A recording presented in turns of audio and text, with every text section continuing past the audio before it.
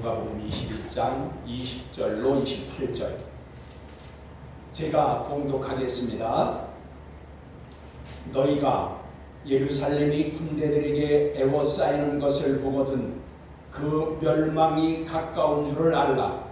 그때에 유대에 있는 자들은 산으로 도망갈 것이며 성내에 있는 자들은 나아갈 것이며 촌에 있는 자들은 그리로 들어가지 말지어다. 이 날들은 기록된 모든 것을 이루는 징벌의 날이니라. 그 날에는 아이된 자들과 젖 먹이는 자들에게 화가 있으리니 이는 이 땅 큰 환난과 이 백성에게 진노가 있겠음이로다. 그들이 칼날에 죽임을 당하며 모든 이방에 사로잡혀가겠고 예루살렘은 이방인의 때가 차기까지 이방인들에게 밟히리라. 1월 성신에는 징조가 있겠고 땅에서는 민족들이 바다와 파도의 성난 소리로 인하여 혼란한 중에 곤고하리라. 사람들이 세상에 임할 일을 생각하고 무서워함으로 기절하리니 이는 하늘의 권능들이 흔들리겠습니다. 그때에 사람들이 인자가 구름을 타고 능력과 큰 영광으로 오는 것을 보리라. 이런 일이 되기를 시작하거든 일어나 머리를 들라. 너희 속량이 가까웠느니라 하시더라. 아멘. 28절까지 봉독했습니다. 이제 주일날 매주 누가복음을 강의하고 있습니다. 오늘 누가복음 21장 20절로 28절을 오늘 말씀을 대언합니다. 오늘 본문의 말씀은 두 단원으로 나눌 수 있어요. 20절로 28절인데 두 단원으로 나눈다면 20절부터 24절까지는 주님이 오시기 전에 심판의 주인으로 오시기 전에 일어날 징조들이에요. 징조. 근데 여기 징조는 세메이온이라고 했어요. 이 세메이온은 뭐냐? 표지판과 같다 그랬어요. 이거는 이제 표적이라고 그러는데 이 표적이라는 것은 표지판과 같다. 그러니까 그 표지판은 목적지로 인도하는 거예요. 그러니까 세메이온 이 징표를 보여주신다고 그랬는데 이 징표는 뭐냐? 주님이 오시기 전에 그 징표를 보여주시는 것은 주님이 오실 일을 이제 오실 것을 깨닫게 하는 거예요. 그러니까 주님이 이런 일들이 일어나면 얼마 후에 주님이 오시겠구나 하고 예비하여야 된다 그 말이에요. 주님이 오시기 전에 내가 예비할 일들이 있다 그 말이에요. 성도로서 예비해야 될 일이 있다 그 말입니다. 그래서 미리 징표를 보여주시는 겁니다. 그리고 25절로 28절까지는 주님이 이제 이스라엘과 이방인의 세상에 이 환난으로 때가 차네. 이 환난 즉 징표로 환난이 징표예요. 그 징표로 보여주시고 때가 참에 그리스도께서 심판으로 오실 것이다. 심판의 주인으로 오실 것이다 라는 것을 말씀하는 겁니다. 그래서 오늘 말씀을 귀 기울여서 들으시면 주님이 심판의 주로 오시기 전에 징조들과 그 다음에 그 징조들이 끝나면 때가 차면 이 때는 여기서 카이로스예요. 이 카이로스는 하나님의 때를 말하는 거예요. 원래 이 때라는 것이 시간, 공간 이런 시간을 말하는데 이거 보통 크로노스 그랬는데 여기 카이로스는 하나님의 때예요. 하나님의 그 정해진 시간이 있다 그 말이에요. 그때가 되면 주님이 심판의 주인으로 오실 것이다 라는 것을 지금 말씀하는 겁니다. 그래서 우리가 오늘 함께 은혜를 나누기를 원합니다. 그래서 20절에 보면 너희가 예루살렘이 군대들에게 에워싸이는 것을 보거든 그 멸망이 가까운 줄을 알라. 여기 너희가 예루살렘이 군대에 둘러싸이는 것을 보면 멸망이 가까울 줄 알라. 그런데 이게 이제 AD 서기 70년경에 로마의 디도 장군에 의해서 로마가 침공을 완전히 이스라엘을 멸망을 시켰어요. 그래서 예루살렘 성전이 그때 도루에 돌 하나 남기지 아니하고 다 모두 그냥 다 허물어졌어요. 이게 1차적 이제 적용이에요. 다시 말하면 예수님을 이스라엘이, 유대인들이, 제사장이, 그리고 이 바리새인들이 예수님을 십자가에 못 박으면서 빌라도는 그 예수에 대해서 죄를 찾지 못했으니 빌라도는 이 예수님을 놓아주려고 했어요. 어떻게든지 3번이나 놓아주려고 했어요. 이제 우리가 요한복음을 수요일날 강의를 하고 있는데 거기 보면 빌라도가 어떻게든지 예수님을 놓아주려고 3번을 시도했는데 그걸 다 이제 그 유대인들이, 대제사장들이, 바리새인들이 반대하고 예수님을 십자가에 못 박으라고 했어요. 그러면서 빌라도가 그 세수대에다가 물을 담아다가 씻으면서 나는 이 예수의 피와 상관없다라고 하니까 그 예수의 피는 우리와 우리 자손에게 돌리소서 하고 그랬어요.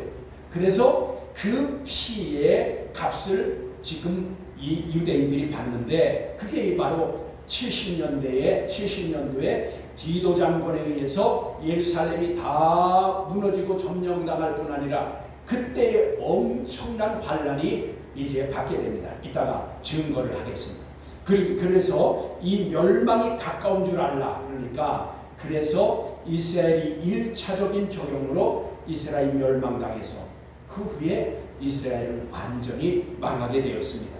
그리고 이 환란의 시작은 메시아이신 예수님을 배척하고 십자가에 못 박은 그 죄로 인해서 그 환란이 시작된 것입니다. 그러니까 우리와 우리 자손에게 예수의 피값을 돌리라 라고 했던 그 환란이 지금 70년도에 AD 70년도에 이런 환란으로 다가왔다. 근데 이것은 1차 적용의 환란이고 2차 적용이 있다 그 말이에요. 그것이 예수님께서 심판의 주인으로 심판하러 오실 때에 이제 그 전에도 환란이 일어날 것인데 오늘 그 환란에 대해서 말씀하는 겁니다. 1차 이스라엘이 멸망한 것은 이미 약 2000년 정도 전에 있었던 일이고 오늘 주님이 심판하러 오시기 전에 일어날 환란들에 대해서 또 말씀하시는 겁니다. 그러면서 21절에 그때에 유대에 있는 자들은 산으로 도망갈 것이며 성내에 있는 자들은 나갈 것이며 촌에 있는 자들은 그리로 들어가지 말지어다. 이건 이제 예루살렘 성읍에 관하여 말하는 거예요. 그때에 이 예루살렘이 멸망을 당할 것인데 유대에 있는 자들은 산으로 도망하라. 너희들이 그 예루살렘 그 성 안으로 들어가지 말고 산으로 도망하라. 그리고 성내에 있는 자들은 나갈 것이며 그런데 이걸 성 밖으로 나가라 말이에요. 도망가라. 너희들 다 멸망당한다. 죽게 될 것이다. 그리고 촌에 있는 자들, 그러니까 성 밖에 있던 자들은 촌에 있는 자들은 그리로 들어가지 말라. 성내로 들어가지 말라. 거기는 멸망과 함께 죽음과 함께 고난이 있기 때문에 그리로 들어가지 말라라고 하신 것입니다. 그러면서 22절에 이날은 기록된 모든 것을 이루는 징벌의 날이라. 왜 너희들은 이 예루살렘의 멸망의 때가 와서 군인들이 의해서 둘러싸이면은 너희들은 왜 산으로 도망하고 도시에서 그 성 밖으로 나가야 되고 시골에 성 밖에 있던 사람은 들어오지 말랐냐고 하면은 오늘 이 22절과 같이 이 날은 기록된 모든 것이 그 이루는 징벌의 날이라. 심판의 날이라 그 말이에요. 징벌하신다 그랬는데 여러분 구약 성경에 이 예루살렘이 멸망당할 것에 대해서 이미 몇 천년 전에 몇백 년 전에 이미 예언을 하셨다 그 말이에요. 하나님께서 선지자들을 통해서 예언하셨는데 신명기 28장 52절로 57절에 다니엘서 9장 26절로 27절에 미가서 3장 12절에 말라기 4장 1절에 이미 이 예루살렘이 둘러싸여서 멸망당할 것을 이미 말씀하셨다 그 말이에요. 다시 한번요. 신명기 28장 52절로 57절에 다니엘서 9장 26절로 27절에 미가서 3장 12절에 말라기 4장 1절에 이것보다 더 많은 곳에 기록되어 있지만 이 몇 가지만 지금 말씀드리는 거예요. 이때 이 환란의 때 예루살렘이 멸망당할 것을 이미 선지자를 통해서 말씀하셨다 그 말이에요. 그렇기 때문에 이것은 말씀에 기록된 대로 이루어지는 징벌의 날이니라. 여러분, 하나님의 말씀은요 하나도 거저 이루어지지 않는 것이 없고 약속이 지켜지지 않는 것이 없어요. 하나님의 말씀은요 모두 지켜져요. 이루어진다 그 말이에요. 그것은 에반겔리아, 하나님의 약속이기 때문에 언약이다 말이에요. 하나님의 말씀은 하나님이 약속하신 것은 하나도 이루어지지 않는 것이 없다. 오늘 이 예루살렘이 둘러싸여서 멸망당할 이것도 이미 아까 말씀드렸듯이 신명기, 미가서, 그리고 말라기서, 그 다음에 또 다니엘서에 이미 이것이 기록되어 있다. 그런데 이루어지고 있다는 것이죠. 그러면 요한계시록에 아직 이루어지지 않은 일들은 다 이루어질 것이라 그 말이에요. 아직까지 구약의 성경, 구약 성경과 신약 성경에 있는 것 중에 이루어지지 않은 것이 없다 그 말이에요. 약속한 것들이. 그러면 아직 이루어지지 않은 약속들은 있어요. 이거는 이제 이루어질 것이라 그 말이에요. 23절에 보면 그날에는 아이벤 자들과 젖먹이는 자들에게 화가 있으리라. 여기 그날에는 이게 이제 예루살렘이 멸망당하던 날을 말하는 겁니다. 그날에는 아이된 자들과 젖먹이는 자들이 화가 있습니다. 여러분, 임신한 여자들이 얼마나 불편해요. 자기 몸 하나도 불편한데 거기에 아이가 뱃속에 있으니 얼마나 불편해요. 그런데다가 어머니가 모정이 있잖아요. 아이를 잉태했는데 마음대로 그 자기만 살자고 움직일 수도 없다는 거예요. 그리고 젖 먹이는 아이가 있어요. 어머니가 젖을 먹이는 아이가 있으면은 어머니들은 젖이 부르면 무엇이 생각나요? 아이가 생각나잖아요. 젖이 부르면 아이부터 생각나요. 엄마들은요.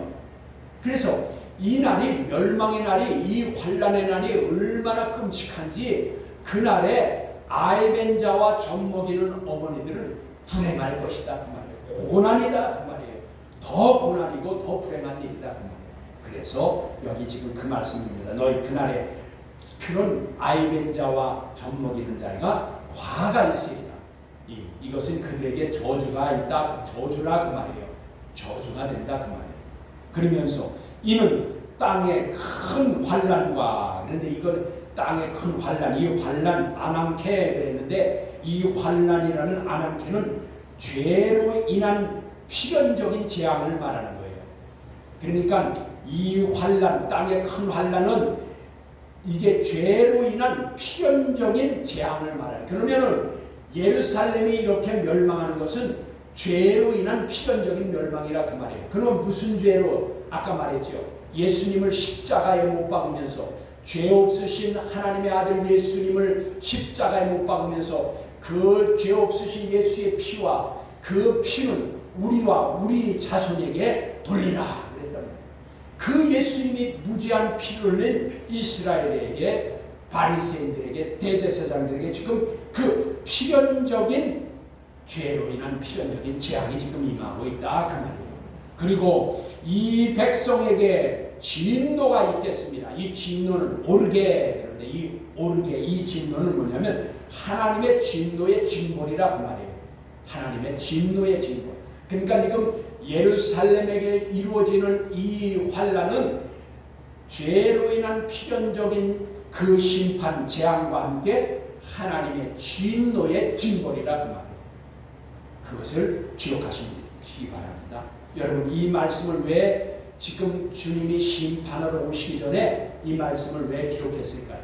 이것은 이미 예루살렘에 이루어진 것인데 이 이루어진 하나님의 에반겔리아, 약속이, 이 징벌의 약속이 이루어졌던 것 같이 주님이 심판에 주러 오실 때도 필연적으로 이 약속하신 대로 이루어지리라 그 말이에요. 그 약속하신 게 뭐예요? 징표가 있겠다 그 말이에요. 심판에 주러 오실 주님이 오시기 전에 이런 징표를 보여줄 것이다. 그러면 예루살렘이 멸망한 것과 같이 너희도 멸망의 심판의 때가 올 것이니까 너희를 회개하라 그 말이에요. 회개해서 멸망당하지 않도록 예비하라 그 말이에요. 그러니까 하나님은 갑자기 어느 날 그냥 멸망시키는 게 아니에요. 하나님은 항상 구약에도 보면 있어요. 죄를 지면은요 항상 경고를 해요. 경고를 해요. 그래서 회개하라 경고를 하고, 그리고 나서도 회개하지 않으면 어떻게 해요? 그러면 징계를 줘요. 징계를 해도 또 회개하지 않고 돌이키지 않으면 그때에 하나님께서 그것을 이제 멸망당하게 한다고.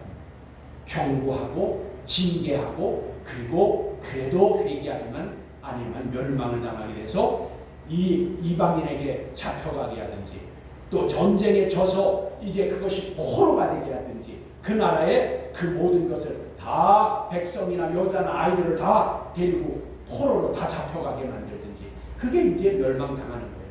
오늘날 우리에게도 지금 이 말씀을 주시는 것이, 우리가 지금 예수께서 심판의 주로, 이때 심판의 주로 오실 예수님은요, 그때는 이미 심판의 주로 오시기 전에 이와 같이 말씀을 기록해서 하늘의 징조와 땅의 징조들을 주시겠다 그 말이에요. 그래서 우리가 그것을 살펴보려고 하는 것입니다.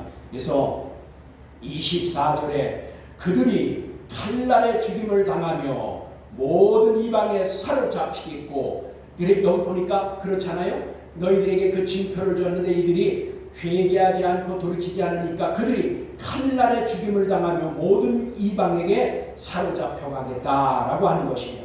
그래서 여러분, 이 당시에 예루살렘이 멸망을 당할 때, 이 당시에 그것을 겪어본 여러분 이제 기독교 서점에 가면은 아주 중요한 책이 있어요. 그거는 이제 그 평신도들도 꽤 많이 있고, 목회자나 전도 신학하는 사람들은 꼭 읽어보는 책들이 있어요. 요세푸스라는 책이 있어요.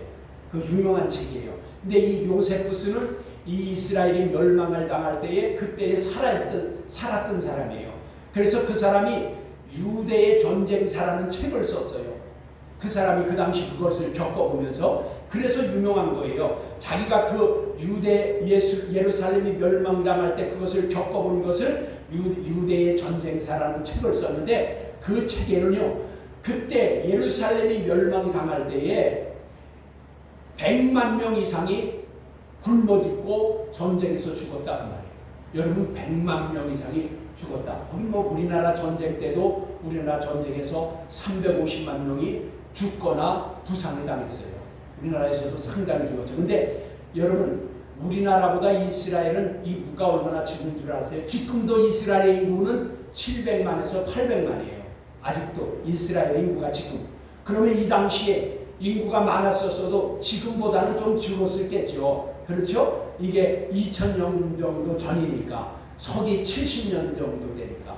근데 그 당시에 100만이 기아로 죽었다는 것은 무슨 뜻이냐면, 로마 군대가 들어와서 이스라엘을 침범했는데 이스라엘이 다 침범당하고 그 성이 얼마나 견고한지, 성벽을 얼마나 높이 쌓고 그것이 아주 요새였는지, 그 문을 다 걸어 잠그고 다 부산하니까 침공할 수가 없어서 그걸 말려듣기 위해서 그 산 꼭대기에다가 성을 쌓고 이렇게 하는 거라, 그 물과 그 양식이 공급 안 되면 죽을 거 아니에요. 그래서 군인들이 둘러싸이고 몇 년 동안을 그랬어요. 그랬더니 이제 먹을 것이 없어서 죽은 사람과 함께 나중에 그거 성을 멸망시킬 때는 어떻게 했냐면 토성을 싸서, 너무 성벽이 높고 견고하니까 이길 수가 없어요. 허물어뜨릴 수가 없어요. 그러니까 성벽 저 멀리부터, 성벽으로부터 한 2km, 3km 떨어진 데부터 흙을 쌓기 시작하는 거예요. 그러면 어떻게 될까요? 이게 지금 성벽이라고 그러면 여기에 침공을 못하니까 이 성벽이 있으면 이쯤에다가 흙을 쌓기 시작해서 이거를 이렇게 밀고 오는 거예요. 이렇게 해서 멸망을 시킨 거예요. 그러니까 그때에 죽은 사람이 100만이다.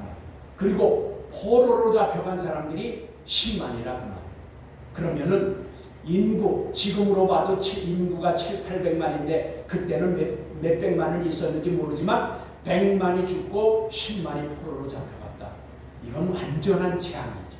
그래서 칼날의 죽임을 당하며 모든 이방에게 사로잡혀가겠고, 예루살렘은 이방인의 때가 차기까지 이방인들에게 짓밟히리라. 여러분, 그래서 이때 패하고 나서 이스라엘이 포로로 잡혀가고 다 흩어졌어요. 이제 멸망을 당했으니까 흩어졌죠.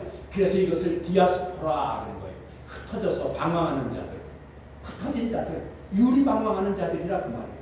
그래서 이스라엘을 디아스포라라고 그러는 거예요. 유대인들을 디아스포라라고 그렇게 얘기하는 거예요. 흩어진 자들, 방황하는 자들이 됐단 말이에요. 그걸 얼마나 했어요? 2000년 동안 했다.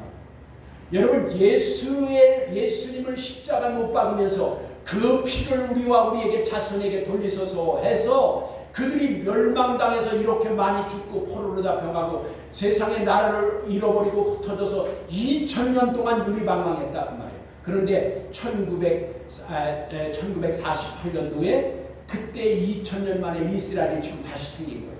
저 이스라엘이 생긴 게 우리나라하고 똑같아요. 1948년도 거기서도 그때의 이스라엘이 다시 2000년 만에 나라가 다시 생긴 거예요. 2000년 동안 나라 잃고 유리방황했다. 예수의 피를 우리와 우리 자손에게 돌리소서 하는 그 핏값 때문에. 그래서 여러분, 그러면 이제 24절까지는 예루살렘의 멸망과 그 징조에 대해서 말씀했어요. 그러면 예수님이 심판하러 오실 것에 대해서 25절로부터 28절에 대해서 기록했다고 했죠. 그럼 이것은 예수님이 이제 이스라엘이 아니라 이스라엘과 온 이방, 온 세상에, 지구에 예수님이 심판하러 오실 때에 대해서 지금 말씀하시는 거예요.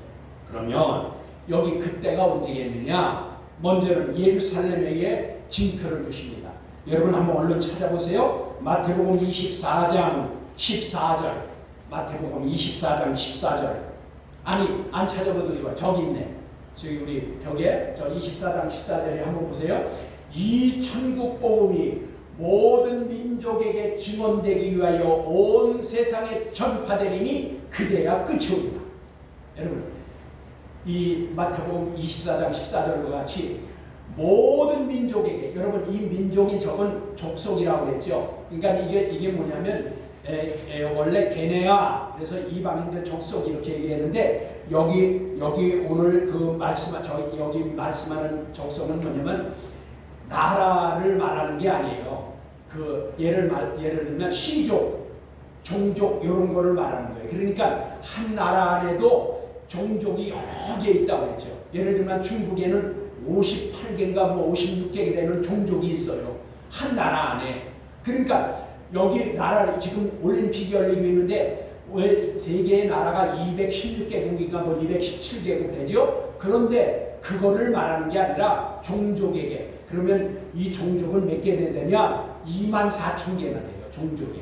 그런데 24,000개 중에 지금 복음이 다 증거되고 약 200개에서 300개 종족에게만 복음이 전파되지 않았어요. 그러면 뭘까요? 그래서 여러분 그 글을 쓰는 소설가가 글을 쓸 때에 지금 세계는 11시 57분인가 58분이라고 그랬죠. 지금 12시가 되면 끝이라 그 말이에요. 그래서 57분인가 58분인가 그랬어요. 근데 모든 종족에게 복음이 전파되면 그때가 끝이라고 그랬어요. 근데 24,000개 종족 중에 지금 200~300개만 남았다 그 말이에요. 200~300개의 종족에게 복음이 전파되면 그때 세상의 끝이다. 주님이 오시겠다. 지금 그 약속이에요. 24장 14절의 말씀이 그거예요. 그리고 우리가 또 한 번 봐야 되겠어요. 때가 차기까지 이방인에게 짓밟히리라고 그랬어요.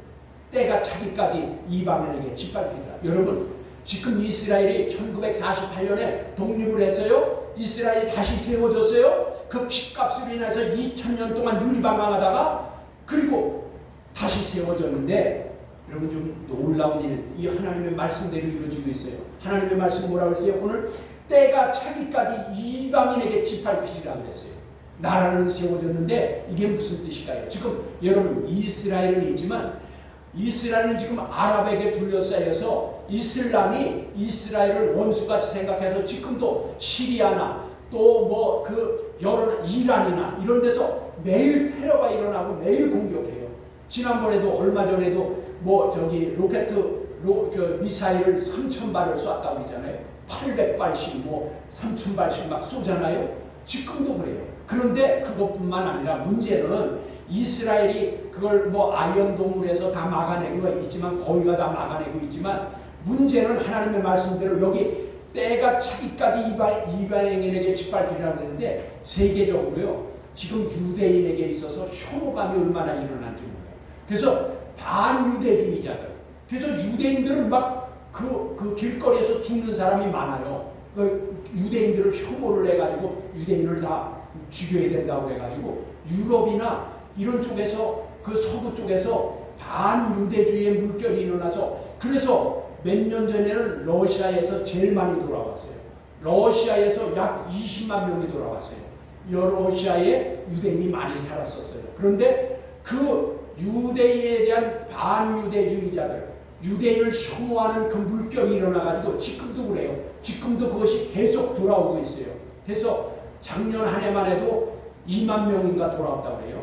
2만 명인가 돌아왔다고 그래요. 그러니까 계속 외국의 이 디아스포라, 아까 말했죠. 유대가 이스라엘 멸망당할 때 세계에 흩어져 살던 모든 사람들이 거기 가서 자손을 낳고 번성해서 유대인은 어디든 가든지 잘 살아요. 유대인들은 돈 많기로 유명하잖아요. 그들은 잘 살아요. 하나님이 복을 주신 건지 어디 가든지 회당을 만들어서 거기는 이 뭐예요? 5가정만 되면 회당을 하나 만들어요. 그래서 거기서 토라 하나님의 말씀을 계속 가르쳐요. 그래서 2000년 동안 유리방황에도 그 나라가 1948년에 세워진 거예요. 여러분 로마가 세계인의 모든 길은 로마로 하는 그 로마가 전 세계를 점령하고 그 로마가 그렇게 부강했던 로마가 지금 로마라는 나라를 찾아볼 수 있어요? 그 로마는 다 갈라져서 유럽에 지금 뭐 20몇 개국으로 갈라졌잖아요. 나라가 없어져요.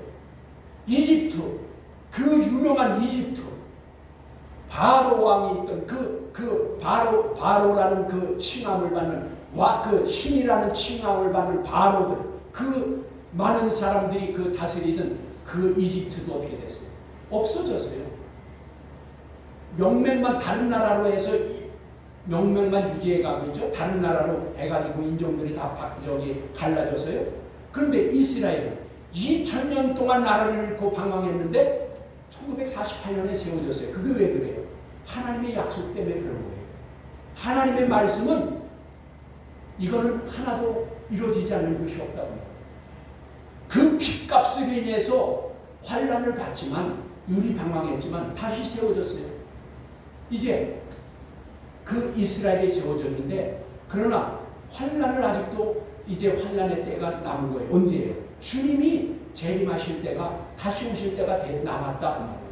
그런데 그 때가 될 때는 이렇게 이스라엘 백성들이 짓밟히리라 그러는데 지금도 그래서 계속 반유대주의 물결 때문에 이 사람들이 그곳에서 여러분 벌써 2000년 전이니까 그 사람들은 외국에 흩어져서 살았지만 사실은 유대인이라는 것은 있지만 벌써 2000년 동안 그거 흩어져서 살았으니까 그들은 거기에가 뿔을 내리고 살은 거예요. 그런데 우리는 여러분 우리 한 평생에 몇십 년만 살아도 이것은 내 고향이다 그렇게 정을 붙이고 사는 건데 몇 대에서 1000년, 2000년을 그 나라에 흩어져서 살던 사람이 그 나라를 버리고 이스라엘로 돌아오기가 쉽겠어요?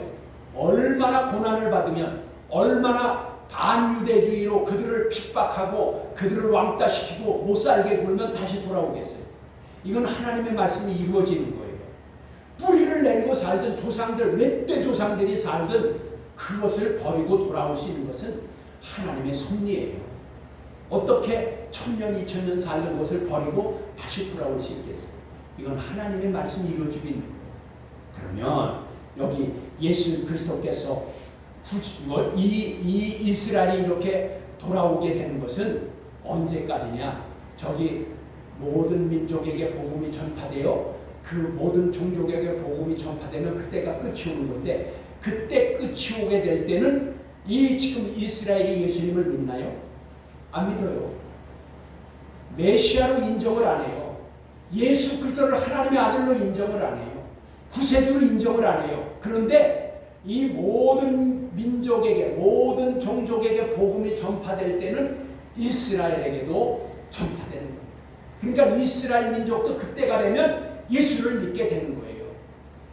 200~300개의 종족이 남았는데 그 종족이 믿을 때에 그 다 믿을 때에 이스라엘도 그때의 종족을 이 종족들과 함께 이스라엘도 예수님을 이제 구주로 믿게 되는 겁니다. 그러면 예수 그리스도를 구주로 믿기까지 그들이 그 고난은 계속될 것이다.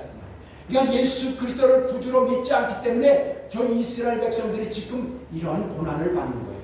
반유대주의에 의해서.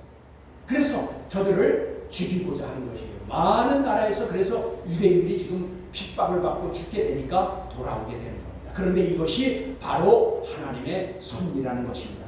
저들은 예수 그리스도를 이제 믿기까지, 구주로 믿기까지 이 시련이 계속될 것이라는 것이죠.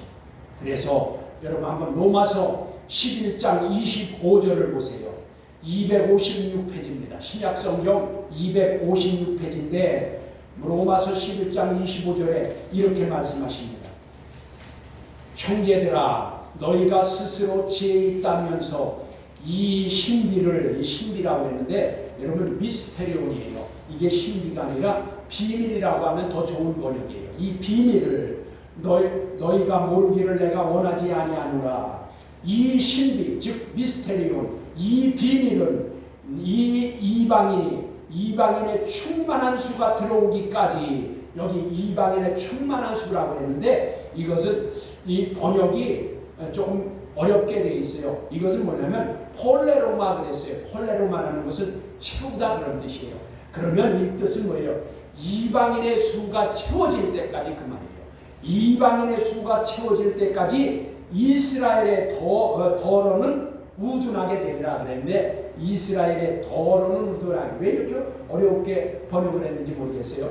이스라엘의 더러는 우둔하게 된다 그런 뜻이, 이게 이렇게 했는데 이거보다 더 좋은 것은 여기 더러는 그랬는데 이것이 메로스 그랬어요. 이건 무슨 뜻이냐면 몫이라 그 말이에요.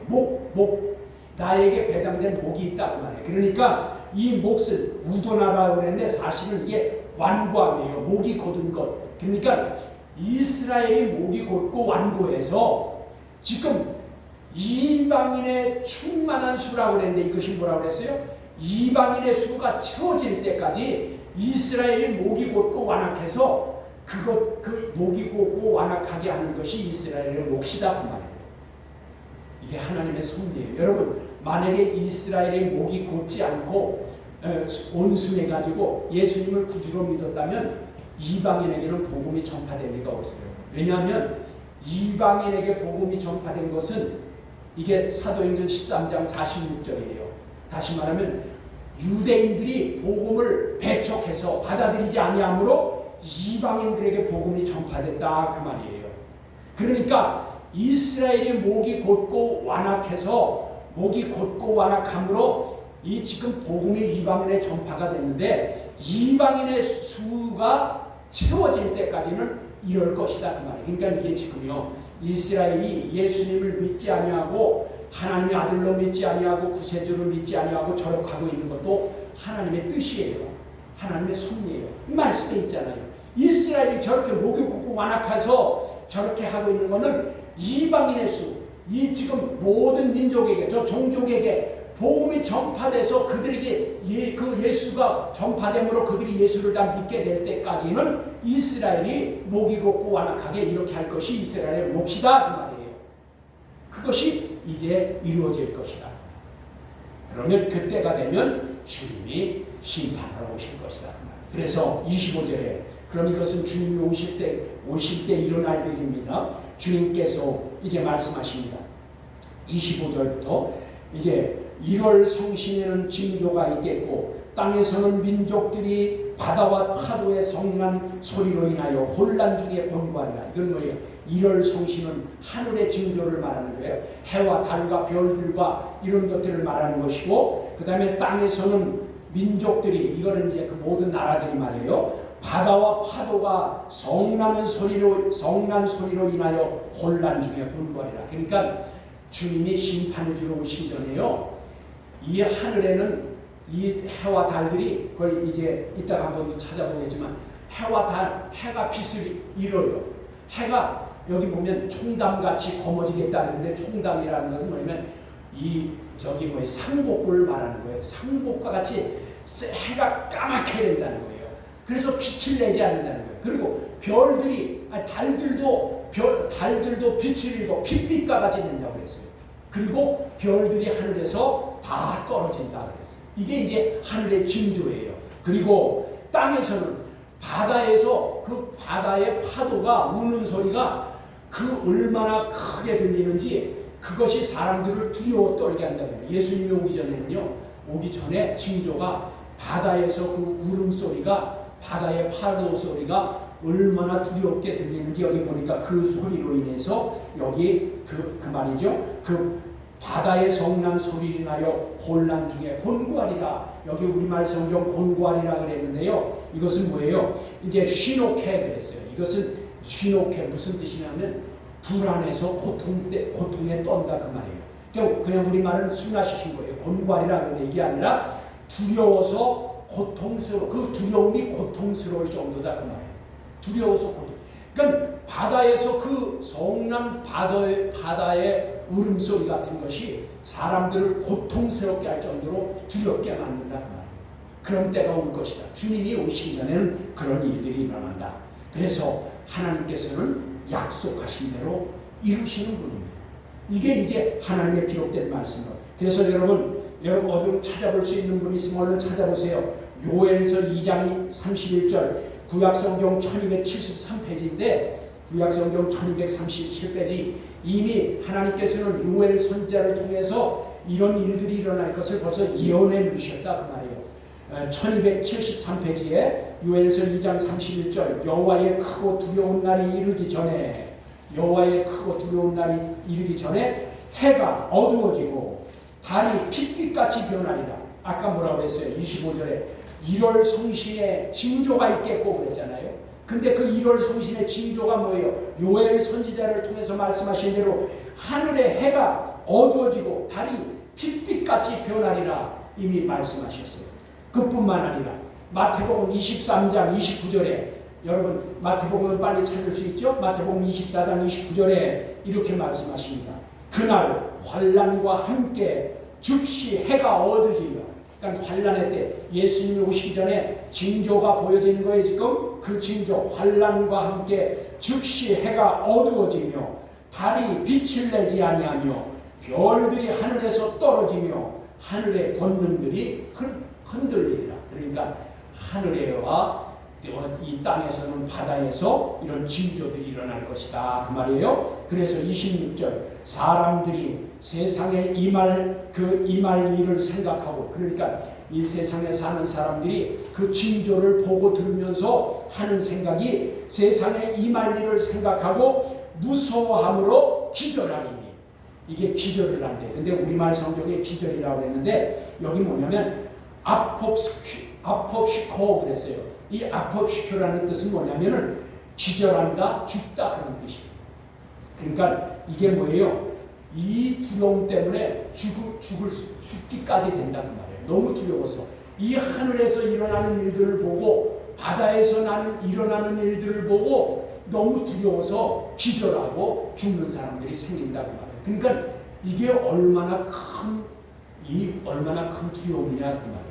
기절하고 죽을 지경이니까. 이게 하나님의 약속이에요. 그래서 27절에 그때에 사람들이 인자가 구름을 타고 여기 인자는 누구예요? 예수님을 말하는 거예요. 그러니까 그때에 사람들이 예수님께서 구름을 타고 그런데 여러분 예수님은 손오공이 아닙니다. 손오공이 구름을 타고 그 부두운이라는 구름을 타고 다니죠. 이게 좋은 번역이 아닙니다. 그러니까 구름 가운데 둘러싸여 이게 뭐냐면 영광 중에 오신다 그 말이에요. 여러분 구약 성경을 읽을 때 그 성막에 하나님이 임재하실 때 뭐가 생긴다고 했어요? 구름이 임재했다고 했어요. 그게 하나님의 임재를 나타내는 거예요. 그리고 낮에는 구름 기둥으로 밤에는 불 기둥으로 인도했죠. 그 구름 기둥이 뭐예요?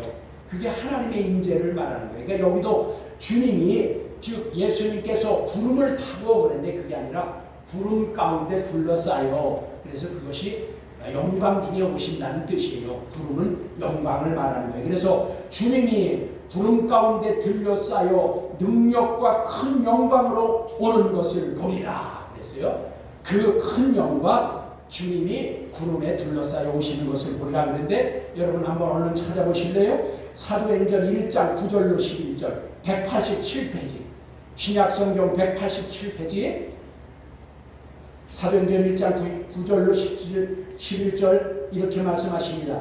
이 말씀을 마치시고 그들이 보는데 올려져 가시니 구름이 그를 가리어 보이지 않게 하더라. 올라가실 때에 제자들이 자세히 하늘을 쳐다보고 있는데 흰옷 입은 두 사람이 그들 곁에 서서 이르되 갈릴리 사람들아 어찌하여 서서 하늘을 쳐다보느냐. 너희 가운데서 하늘로 올려주신 이 예수는 하늘로 가심을 본 그대로 오시리라 하였느니라. 아멘. 여기 보니까 지금 예수님이 부활하신 후에 하늘로 올라가고 있는 광경이에요. 그런데 구름에 둘러싸여서 지금 올라가고 있는 거예요. 그러니까 그 갈릴리 사람들이 그거를 제자들과 함께 그 예수를 믿던 사람들이 바라보고 있어요. 그러니까 그 천사가 하는 말이에요. 왜 그렇게 쳐다보고 있느냐. 너희들이 예수님이 가시는 걸 본 그대로 예수님이 다시 오시리라. 심판의 주로 심판하실 때 너희들이 본 것까지 어떻게 해요? 구름에 둘러싸여서 올라가는 것 같이 주님이 심판의 주로 오실 때, 그래서 지금 이 말이에요. 너희 27절에 그때의 사람들이 인자가 예수님이 구름을 타고 즉 구름에 둘러싸여서 영광 중에 오시는 것을 너희가 보리라 그 말이에요. 이게 사도행전 1장 9절로 11절에 너희들이 본 것 같이 그렇게 되리라. 그래서 또 한번 24장 조금 아까 29절 봤죠? 30절을 한번 보세요. 마태복음 24장 30절에 이렇게 말씀하십니다. 그때에 인자의 징조가 하늘에서 보이겠고, 징조 아까 세메이온이에요. 표지판이 보이겠다 그 말이에요. 즉 예수님이 오시기 전에 너희들에게 보여줄 것이 있다 그 말이에요. 이것을 보면 너희들이 얼른 회개하고 돌이켜서 하나님의 나라를 갈 수 있는 자로 예비하라 그 말이에요. 얼른 회개하라 그 말이죠. 너희에게 징조가 하늘에서 보이겠고 그때에 땅의 모든 족속들이, 여기 족속들, 땅의 모든 족속들이, 여기 필레 그랬어요. 여기 족속 아까 말한 대로 24,000개의 종족이 있다고 그랬어요. 이 모든 종족들이 통곡하며 그들이 인자가, 예수님을 말한다고 했죠. 인자가 구름을 타고, 여기도 구름을 타고라고 했는데 구름에 둘러싸여, 그러니까 영광 중에 둘러싸여서 그 말이에요. 영광 중에 둘러싸여서 능력과 큰 영광으로 오는 것을 보리라. 그러니까 예수님이 심판하러 심판에 주로 오실 때는 모든 종족들이 24,000개의 모든 종족들이 보는 가운데 오신다 그 말이에요.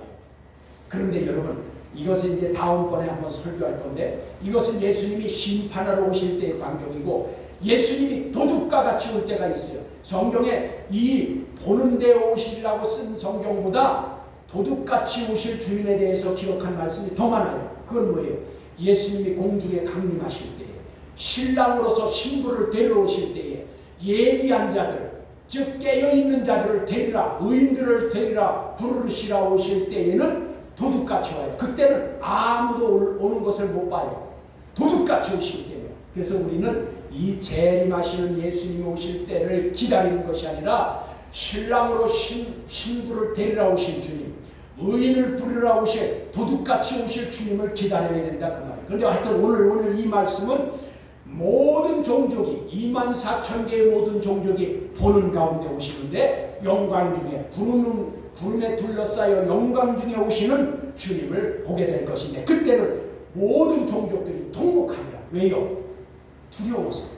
자기들에게 임할 것이 너무 두려워서. 아까 하늘의 징조들과 땅에서 일어나는 징조들을 보고 기절을 하고 죽는 사람들이 생긴다.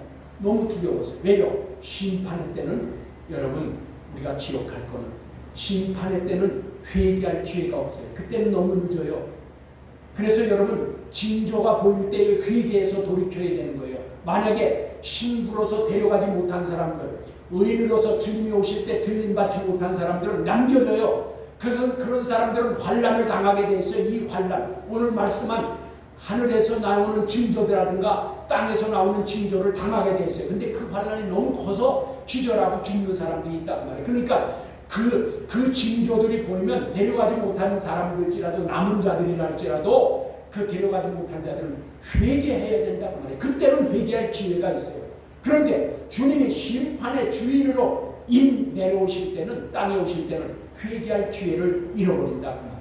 그때는 늦어요. 그러니까 예수님이 초림하실 때는 예수로 오셨을 때는 자기 백성을 저희 죄 가운데서 구원할 자다. 예수라는 뜻이 그거 아니에요?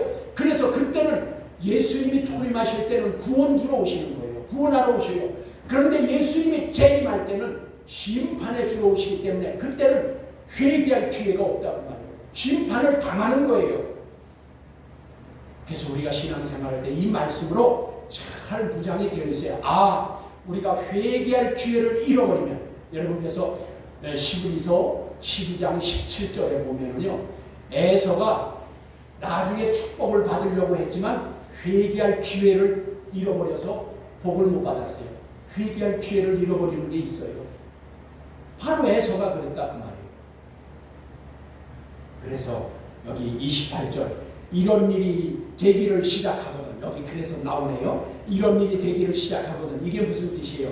하늘의 징조와 땅의 징조 이런 것들이 일어나기 시작하거든 그 말이에요. 예수님께서 재림하시기 전에 심판의 주로 오시기 전에 일어날 일들이 이런 일들이 시작되거든 그 말이에요. 일어나 머리를 들라. 일어나 머리를 들라. 이게 뭘까요? 여러분 일어나 머리를 들라라는 뜻은 이제 하나님만을 향하라 그 말이에요.